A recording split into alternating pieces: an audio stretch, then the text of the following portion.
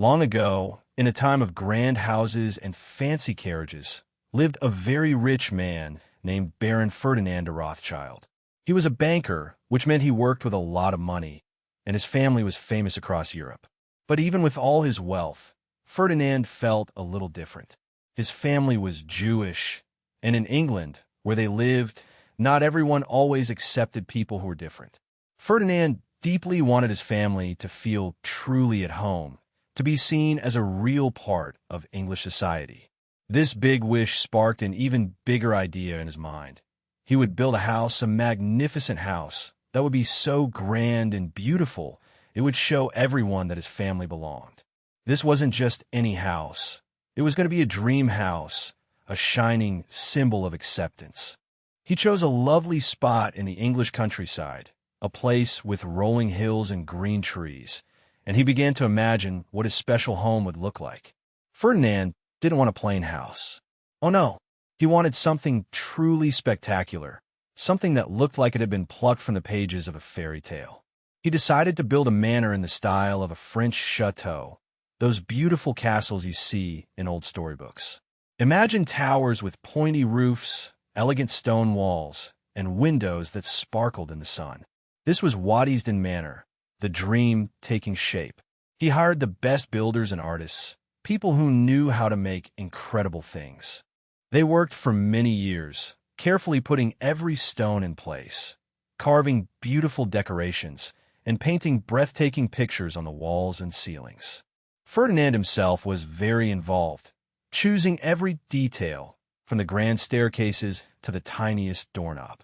He filled the house with amazing treasures he collected from all over the world: sparkling jewels, ancient statues, priceless paintings, and furniture so fancy it looked like it belonged to a king or queen.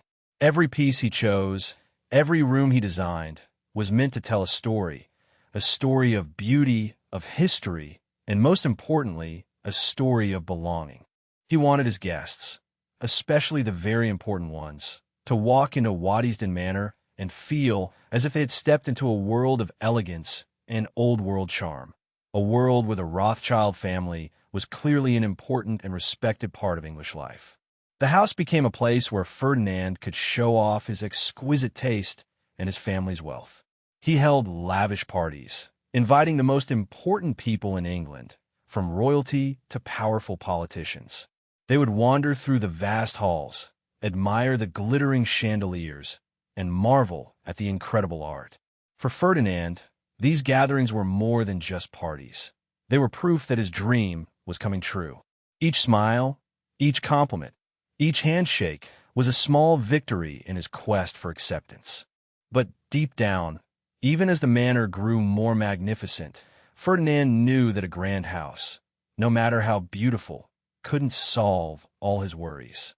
He carried a quiet hope that Waddesdon Manor would truly make his family feel rooted in English soil, not just for him, but for all the Rothschilds who would come after. It was a grand gamble, built of stone and dreams, to secure a place in a society that wasn't always kind to newcomers. He poured his heart and soul, and a vast amount of his family's fortune, into making Waddesdon Manor a reality, hoping it would be a lasting symbol of their rightful place in England. Waddesdon Manor, Ferdinand's dream house, truly was a sight to behold. From the moment you saw it, perched majestically on a hill, it looked like something out of a storybook. Imagine driving up a long, winding path with green lawns stretching out on either side, until suddenly, there it was, a grand castle, but not an old, crumbling one. This was a new, shining castle, built with careful thought and a lot of money. The outside of Waddesdon Manor was like a beautiful painting.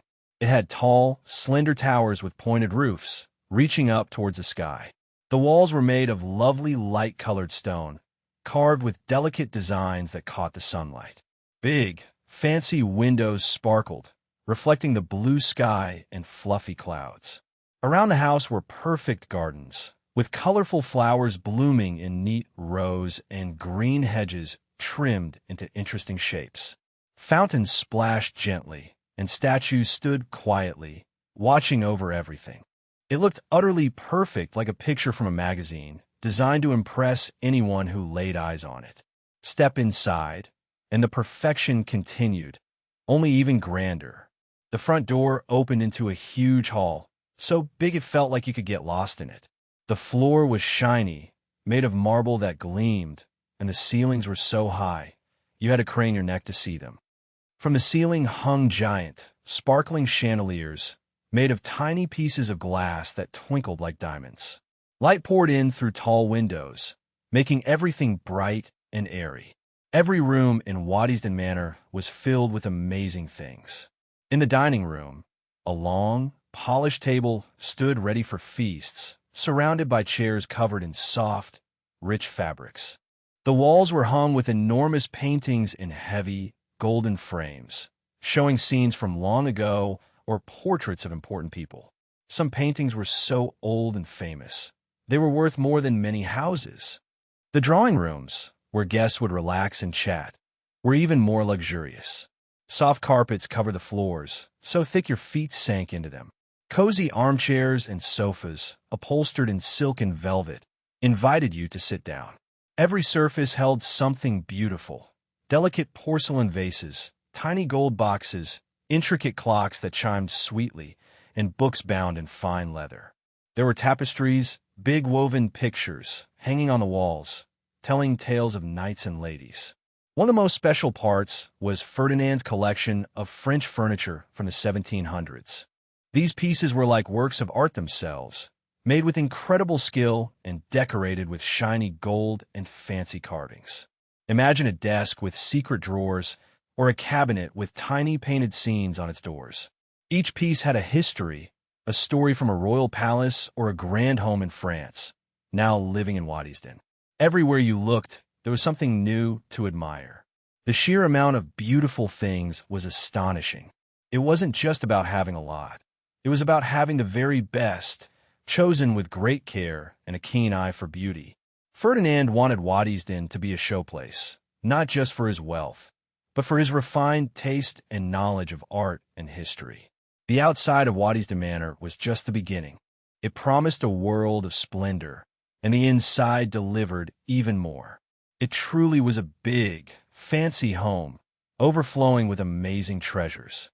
It was a place designed to make everyone gasp with wonder, a perfect picture of richness and beauty that seemed to hide any troubles far away.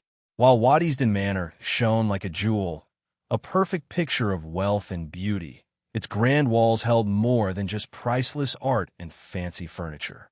Behind the sparkling chandeliers and silk curtains, there were hidden troubles, parts of life that weren't so easy or glamorous. The story of Waddesdon wasn't just about the rich family who owned it. It was also about the many, many people who worked tirelessly to keep it running. To maintain such a huge house and its sprawling gardens, Ferdinand needed a small army of staff. There were butlers, housekeepers, maids, footmen, cooks, gardeners, stable hands, and many more. These people worked incredibly hard, from early morning until late at night, often for very little pay. Their lives were a stark contrast to the luxurious world of the Rothschilds. Imagine a maid waking up before the sun in a tiny, cold room, perhaps in the attic or a separate building far from the main house. Her day would start with carrying heavy buckets of coal to light fires in all the fireplaces, even in the grand bedrooms. She would dust every single piece of furniture, polish every silver spoon, and scrub every floor until it shone. There were hundreds of windows to clean, miles of corridors to sweep, and countless beds to make. It was never-ending work, demanding strength and endless patience. The cooks and kitchen staff toiled in hot, noisy kitchens, preparing elaborate meals for the family and their guests. They would chop, stir, and bake for hours, making sure every dish was perfect, while often eating much simpler food themselves. The gardeners spent their days outside, no matter the weather, tending to the vast lawns, delicate flower beds, and vegetable patches that fed the entire estate.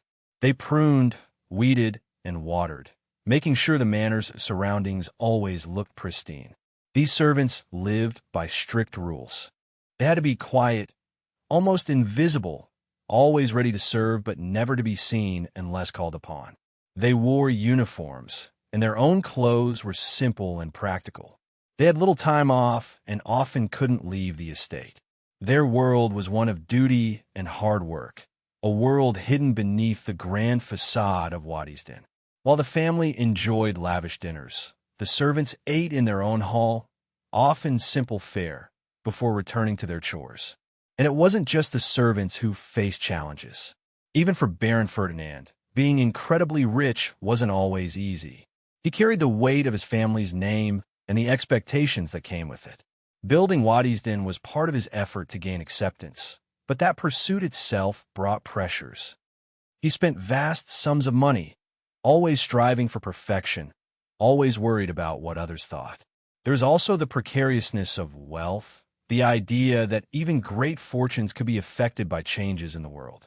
While the Rothschilds were incredibly rich, the world of banking and finance could be unpredictable. There were worries about investments, about keeping the family's influence strong, and about the future. It wasn't a simple, carefree life, even with all the beautiful things. So, while Waddesdon Manor gleamed with opulence, its story was richer and more complex than just fancy parties and priceless art. It was also a story of hard work, of quiet lives lived in the shadows of grandeur, and of the hidden worries that even great wealth could not completely erase. The beauty on the surface masked the deeper realities of life for everyone connected to the magnificent estate. Even with all the dazzling beauty of Waddesdon Manor and the endless parade of important guests, Baron Ferdinand de Rothschild carried a quiet weight in his heart. While the house was a grand statement, a shield against whispers and doubts, it couldn't fully quiet his own worries. Ferdinand was a man of great wealth and influence, but he often wondered where he truly belonged. His family, the Rothschilds, were incredibly successful Jewish bankers. They had homes and businesses across Europe, known for their sharp minds and vast fortunes. Yet, in England, being Jewish meant that no matter how rich or educated you were, you might still be seen as an outsider by some of the old, established families. Ferdinand wanted more than just tolerance. He longed for true acceptance, to be considered a proper English gentleman, not just a rich foreigner. This feeling of being different was a constant companion. He had lost his beloved wife, Evelina, early in their marriage, leaving him without children. This personal sorrow added to his sense of isolation. Waddesdon Manor became more than just a home. It was a project, a passion, and a way to channel his feelings. He poured his energy, his exquisite taste, and his hopes into every stone and every piece of art within its walls. Building the manor was a very personal journey for Ferdinand. He believed that if he created something so beautiful, so grand, and so perfectly English in its style and art collection, it would prove his family's worth and their right to belong. He carefully chose French 18th century art and furniture, which was highly admired by the English aristocracy, showing he understood and appreciated the sophisticated tastes of his adopted country. He filled Waddesdon with treasures that were considered the height of fashion and culture, demonstrating not just his wealth, but his deep knowledge and refined sensibility. He worked tirelessly to make Waddesdon a hub of social activity, hosting parties, inviting powerful people, showing off his collections. These weren't just about entertainment. They were strategic efforts. Each handshake with a duke, each conversation with a prime minister, each visit from the Prince of Wales was a step towards embedding himself and his family firmly within the fabric of English high society. He wanted to show that the Rothschilds were not just rich, but cultured, generous, and patriotic citizens. Despite these efforts, Ferdinand remained a thoughtful, somewhat reserved man. He loved his collections, often spending quiet hours admiring his art, finding solace in their beauty and history. He enjoyed sharing Waddesdon with others, but there was always a part of him that felt a little apart, a little reflective. He understood that while his grand manor could open many doors, it couldn't fully erase the invisible lines that society sometimes drew. His quest for belonging wasn't about changing who he was.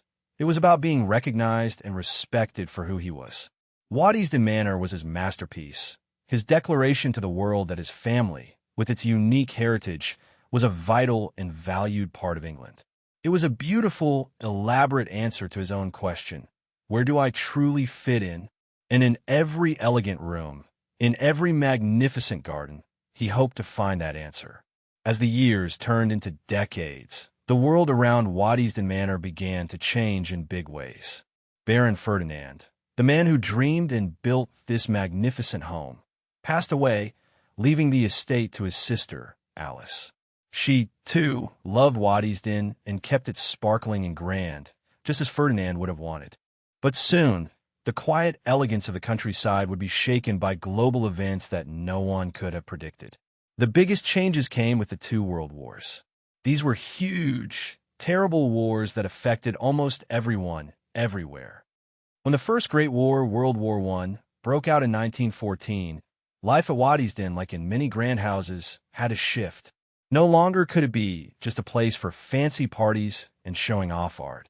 The war meant many young men, including those who worked at the manor, went off to fight. Food became scarce, and money had to be used for the war effort, not for lavish living. Waddesdon Manor, this symbol of status and belonging, started to take on new roles. Parts of the estate were used to help. The big gardens, once just for beauty, now grew vegetables to feed people. The stables, once home to fine horses, might have housed army vehicles or even serve as a training ground. The very idea of extreme luxury, which Waddesdon represented, seemed out of place when so many people were suffering and fighting for their lives. Then, just a few decades later, the world plunged into World War II. This war was even more widespread and frightening. During this time, the manor's meaning changed even more profoundly.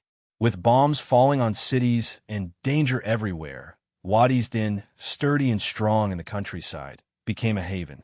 It opened its doors not for rich guests to admire art, but for children and others who needed a safe place away from the bombing. Imagine children, far from their homes, running through the grand halls and playing in the vast gardens, finding a bit of safety in a world turned upside down. During these war years, the house was also used to store important things.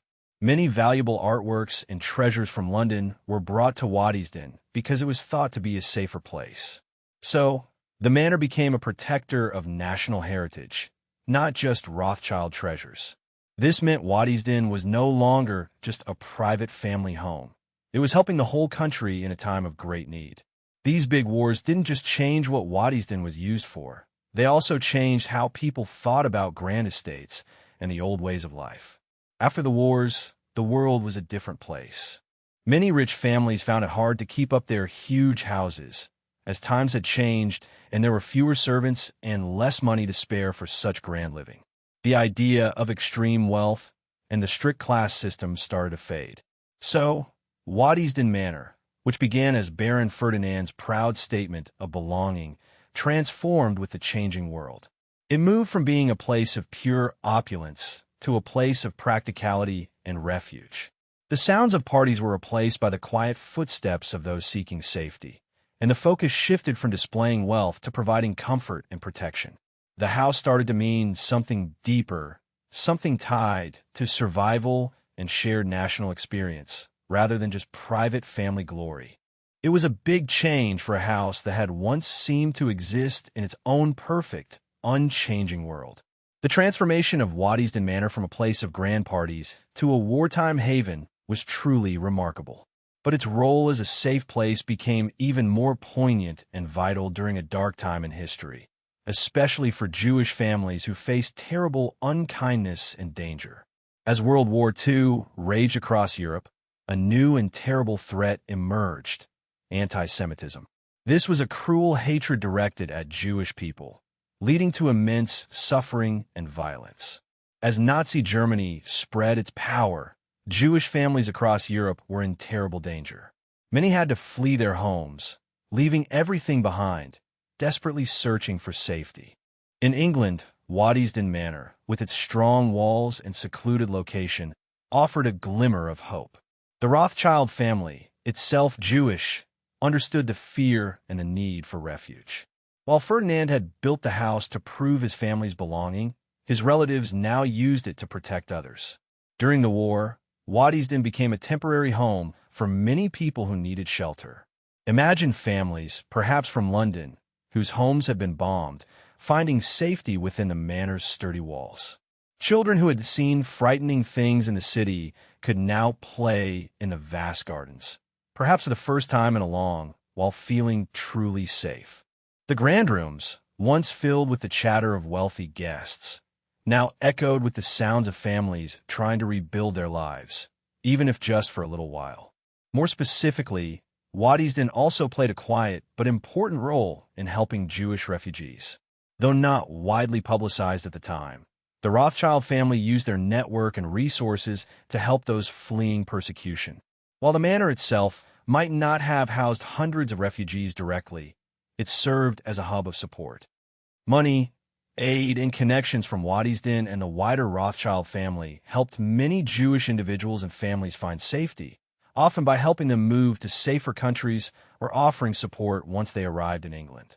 For those who found refuge, even indirectly through the Rothschilds and Waddesdon, the manor represented more than just a grand house. It was a symbol of hope and kindness in a world that had become very cruel. It was a place where people facing extreme prejudice could find a moment of peace, a helping hand, and a chance to survive. The irony was not lost. A house built by Ferdinand to prove his family's acceptance was now actively helping others who faced the very same prejudice, but in a much more terrifying form. It highlighted how deeply the struggle for belonging could resonate through generations. The very stone and mortar of Waddesdon, once a declaration of status, now silently bore witness to human kindness and resilience.